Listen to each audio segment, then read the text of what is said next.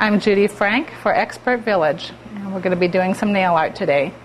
Okay, what we've done so far is we've added pink, red, and yellow, and the yellow I basically dry brushed on. So when you pick up your paint, you don't need to add any water to that. You just need to pick it up, knock some of it off on your paper towel, and find areas that still look to you like they really need a little bit more pizzazz. So I'm going back over each nail, making sure that they've got enough yellow in there, and it looks pretty good. They do have enough yellow, so we're going to go ahead and pick up our mountain color, which will be purple. The purple is pretty dark, so I'm not going to leave it this dark. We're going to add a little bit of white to it.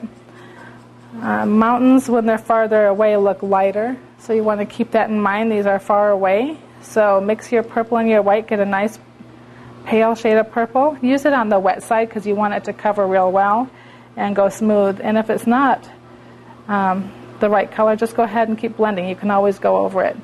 The key is to keep the paint layers thin so it dries fast, so you can go from one to the next and not have a problem waiting for paint to dry.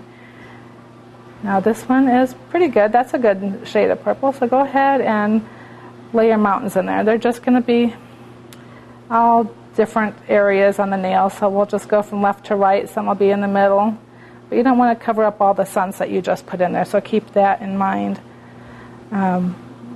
And what we're going to do is just give it a little bit of shading in a minute, just to make it pop a little bit, because I think my purple is looking too much like my background, so we're going to add just a tad bit more purple to this in just a second. So we'll start with just laying the first coat down.